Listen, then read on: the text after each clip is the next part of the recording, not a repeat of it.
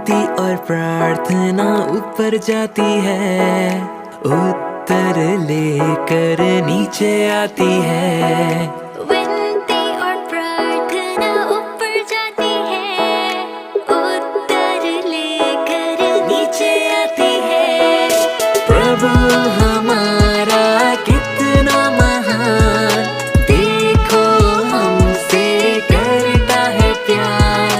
प्रभु हमारा कितना महान, देखो हमसे करता है प्यार। Hallelujah, hallelujah, hallelujah, hallelujah, hallelujah, hallelujah, hallelujah. आप सुन रहे हैं सुबह संदेश मॉर्निंग वॉइस। अब प्रफुल्ल दास जोशी अब्राहम आसाम से वजन से बांटा जाएगा। परमेश्वर का नाम की महिमा हो।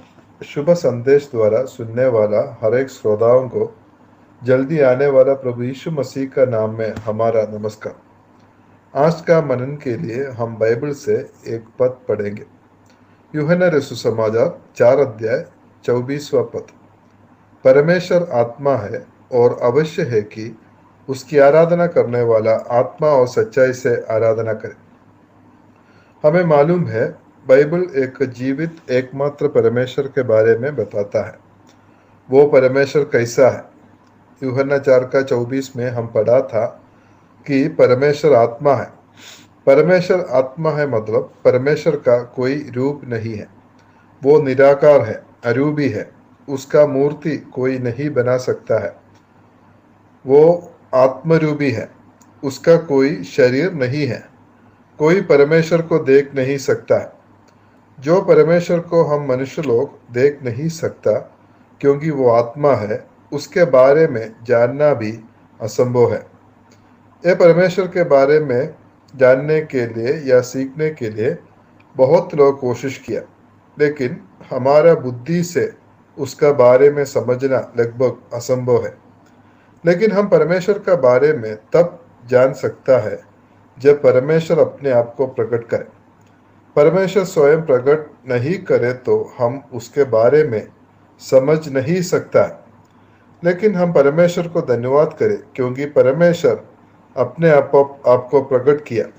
यूहन्ना 1:18 में हम ऐसे पढ़ता है, परमेश्वर को किसी ने कभी नहीं देखा, एकलौता पुत्र जो पिता की गोद में है, उसी ने उसे प्रकट किया।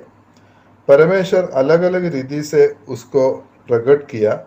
उसमें एक मुख्य प्रकटन है अपना एकलौता पुत्र प्रभु यीशु मसीह के द्वारा अपने आप को प्रकट किया।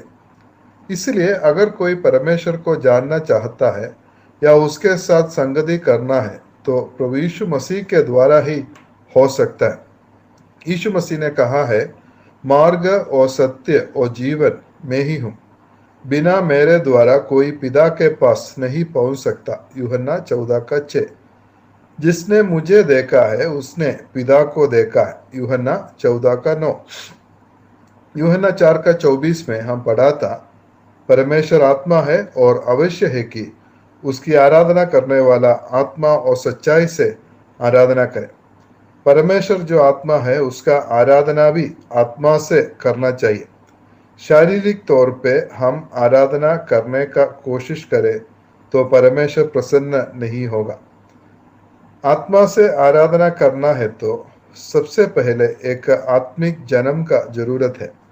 यूहन्ना 3:5 और 6 में ऐसा लिखा है, जब तक कोई मनुष्य जल और आत्मा से ना जन्मे तो वो परमेश्वर के राज्य में प्रवेश नहीं कर सकता। क्योंकि जो शरीर से जन्मा है वो शरीर है और जो आत्मा से जन्मा है वो आत्मा है।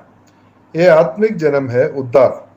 प्रभु यीशु मसीह के पास जो पापी आकर अपना पापों को मानकर प्रभु यीशु मसीह का क्रूस मृत्यु पर विश्वास कर यीशु को अपना प्रभु मानकर हृदय में स्वीकार करेगा तो वो व्यक्ति उद्धार का अनुभव में आएगा और आत्मिक जन्म प्राप्त कर सकता है।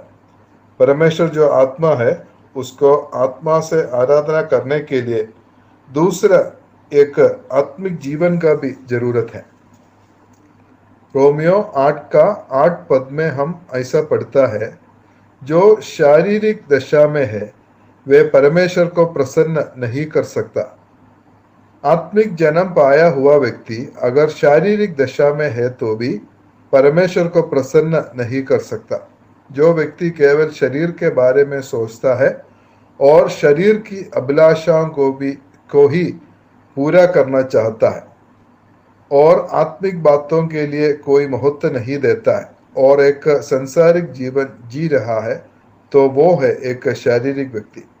ऐसा लोग परमेश्वर को प्रसन्न करना चाहता है तो परमेश्वर प्रसन्न नहीं होता और वो व्यक्ति परमेश्वर को आत्मा से आराधना नहीं कर सकता है।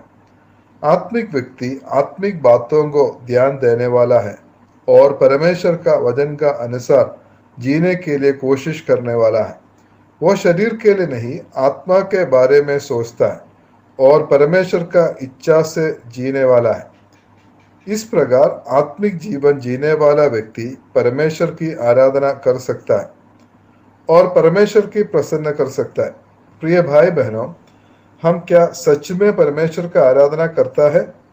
परमेश्वर जो आत्मा है उसका आराधना करने के लिए एक आत्मिक जन्म और एक आत्मिक जीवन का जरूरत है। आने वाला दिनों में परमेश्वर को सच्चे आराधना करने के लिए परमेश्वर हम सबको मदद करे।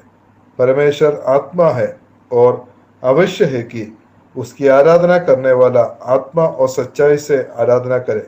परमेश्वर आप सबको आशीष करे।